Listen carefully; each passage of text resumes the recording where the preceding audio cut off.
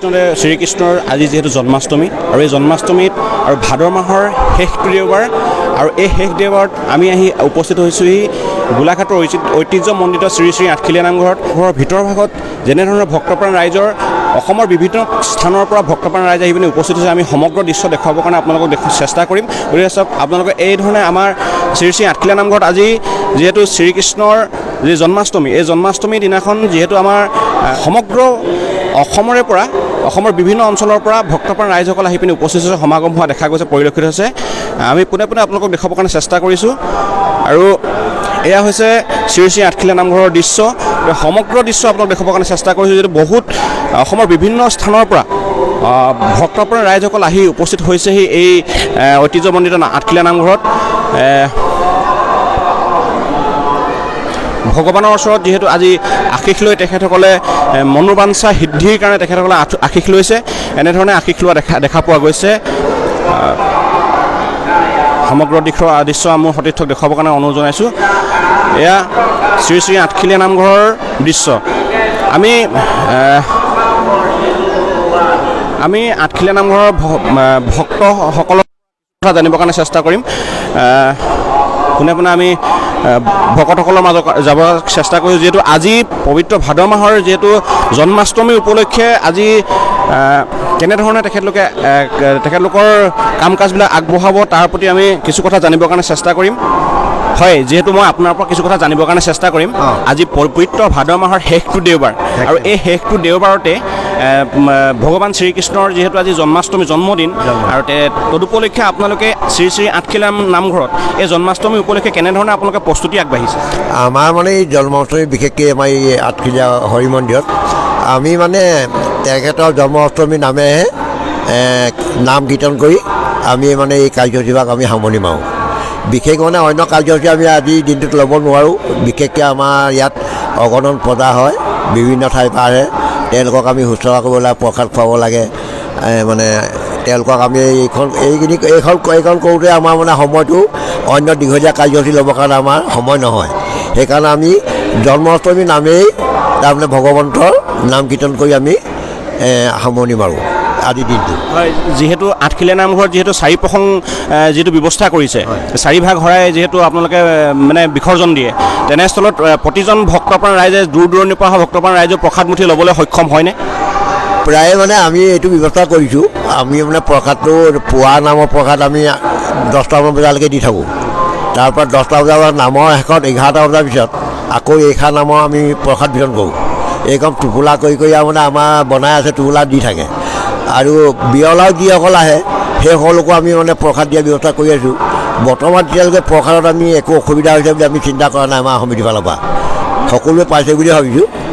প্ৰধানমন্ত্ৰীও নুমলীগড় তেল শোধনাগাৰলৈ যিহেতু উদ্বোধনীৰ কাৰণে আহিছে, গতিকে তেনেস্থলত আজি আপোনালোকে ভকত বৈষ্ণৱ কেনেধৰণৰ আপুনি দেখা পাইছে? আজি মানে এতিয়াও প্ৰায় বাৰু ভকত যথেষ্ট আমাৰ ইয়াত সমাগম হৈ আছে, কমা নাই।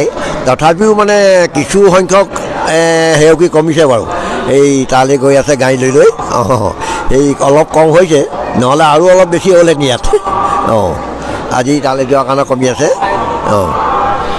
যিহেতু এনেধৰণে বিভিন্ন স্থানৰ পৰা অহা ভকতসকলক বা ভক্তপ্ৰাণ ৰাইজক শুশ্ৰূষা কৰিবৰ কাৰণে আঠখেলীয়া নামঘৰৰ বিষয়ববীয়াসকল প্ৰস্তুত হৈছে।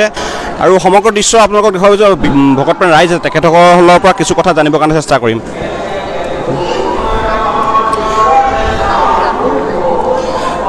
হয়, আপুনি আঠখেলীয়া নামত আহিছে, যিহেতু মনোবাঞ্ছা সিদ্ধিৰ কাৰণে আপোনালোকে আহিছে নহয় জানো? কোন জেগাৰ পৰা আহিছে?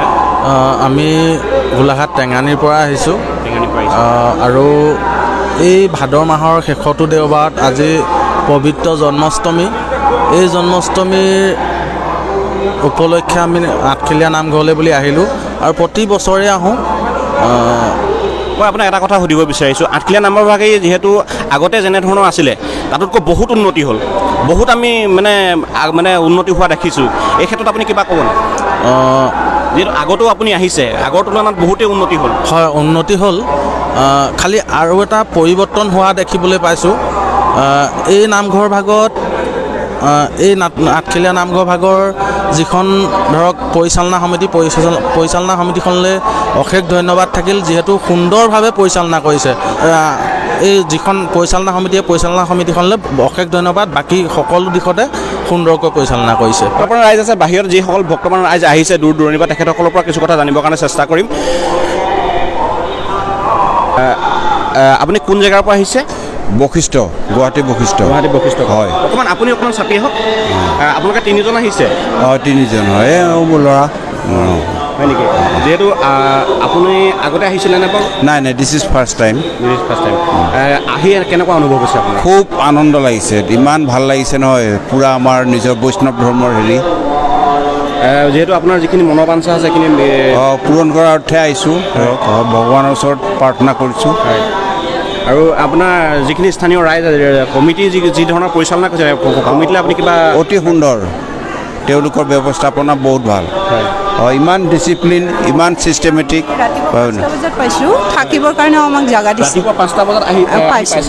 আপুনি 2টামান বজাত বেছি সোনকালে ৰাতি 10টাত ওলাইছে। 10টা বজাত পুৰা বৰষুণ। হোৱা নাই। হয়, তাকে আমি আমাৰ খবৰ গোলাঘাটৰ তৰফৰ পৰা আপোনালোকৰ সকলোবিলাক মনোবাঞ্ছা পূৰ্ণ হওক তাৰে কামনা কৰিছোঁ।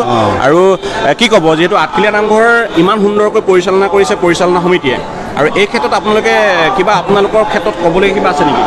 আমাৰ ক'বলগীয়া কি আৰু এনেকৈ গোটেই ৰাইজে কোনো আহে, সকলোৱে যাতে আহে। আঠখেলীয়া নামঘৰ মানে নামটো বহুত দিনৰ পৰা শুনিলোঁ, আৰু শুনি আমাৰো মানে ভাল লাগিছে। সেইকাৰণে এইবাৰ ভাবিছোঁ যাওঁ আৰু একো নাই। গোটেই ৰাতিটো বৰষুণ, কালি গাড়ীতে আহিম। এতিয়া ইয়াৰ পৰা যোৱাৰ পিছত আকৌ এবাৰ আহিবলৈ মন যাবনে? আহিম আকৌ আপুনি কি ক'ব? ময়ো আহিম। আহিব? হয়। আকৌ আহিবলৈ মন যাবনে? আহিম। হয়, যিহেতু আঠখেলীয়া শ্ৰী শ্ৰী আঠখেলীয়া নামঘৰলৈ আহি যিহেতু ভক্তবান সুদূৰ গুৱাহাটীৰ বশিষ্ঠ উপস্থিত হৈছে, তেখেতলোকৰ যিখিনি মনোবাঞ্ছা সিদ্ধি হওক তাৰে কামনা কৰিছোঁ। আৰু তেখেতলোকে যিখিনি তেখেতলোকৰ মন্তব্য আগবঢ়াইছে যে অতি সুন্দৰ। গতিকে এনেধৰণে আমি আঠখেলীয়া নামঘৰ পৰিচালনা সমিতিক অশেষ ধন্যবাদ জ্ঞাপন কৰিছোঁ। আমাৰ খবৰ গোলাঘাটৰ তৰফৰ পৰা যিহেতু জন্মাষ্টমী উপলক্ষে আজি দেখিব পাইছোঁ যথেষ্ট সংখ্যক ৰাইজ উপস্থিত হৈছেহি। ভক্তসকলে আজি ভিৰ কৰিছে, অতি জাক জমকতাৰে আজি উদযাপন কৰিছে কৃষ্ণ জন্মাষ্টমী আঠখেলীয়া নামঘৰ। কি ক'ব?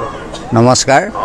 আমি আজি আমাৰ সনাতন ধৰ্মৰ আৰাধ্য গুৰুদেৱতা পৰম ব্ৰহ্ম শ্ৰীকৃষ্ণদেৱ আজি জন্মতিথি। তদুপলক্ষে শ্ৰী শ্ৰী আঠখেলীয়া নামঘৰত আমি সমস্ত ভকত বৈষ্ণৱক আমি আদৰণি জনাইছোঁ। আৰু ইতিমধ্যে আমি আপোনালোকে দেখিছে সহস্ৰ ভক্তসকল আমি আহি উপস্থিত হৈছেহি। আৰু আজি সেই পৰম ব্ৰহ্ম শ্ৰীকৃষ্ণদেৱৰ জন্মতিথি উপলক্ষে আমি সকলো লোকে শুভকামনা কৰিছোঁ। আৰু সকলোৱে মংগল হওক, সকলোৱে সুখী হওক, সকলোৱে আনন্দ ভোগ কৰক। আৰু আমিও যেনেধৰণে পাৰিছোঁ দিনটো কাৰ্যসূচীত আমি যথেষ্ট চেষ্টা কৰিছোঁ, নাম প্ৰসংগ আদি কৰি এইখিনি আজি আমি দিনৰ ভাগত তেখেতৰ জন্মাষ্টমী পালন কৰিবলৈ তেওঁৰ নামৰ কাৰণে পালন কৰিবলৈ লৈছোঁ। আৰু আয়োজন কৰিছোঁ যে নেগেৰা নাম বা বিভিন্ন যিখিনি পাৰে সেইখিনি আমি ৰাতি তেখেতৰ জন্ম উৎসৱত আমি এইখিনি কৰিম বুলি ভাবি মনস্থ কৰা আছে এতিয়ালৈকে। আৰু দেখিছে ভকতৰ সমাগম হৈছে আৰু যথেষ্ট সমাগম হ'ব। আৰু তেখেতলোকক আমি সকলোকে শুভেচ্ছা জনাইছোঁ। আজি জন্মদিনৰ উপলক্ষে তেখেতলোকে যিমানে বাঞ্ছা কৰি আহিছে সেই বাঞ্ছাখিনি তেখেতৰ সকলোৰে মনোকামনা পূৰ্ণ হওক। ধন্যবাদ।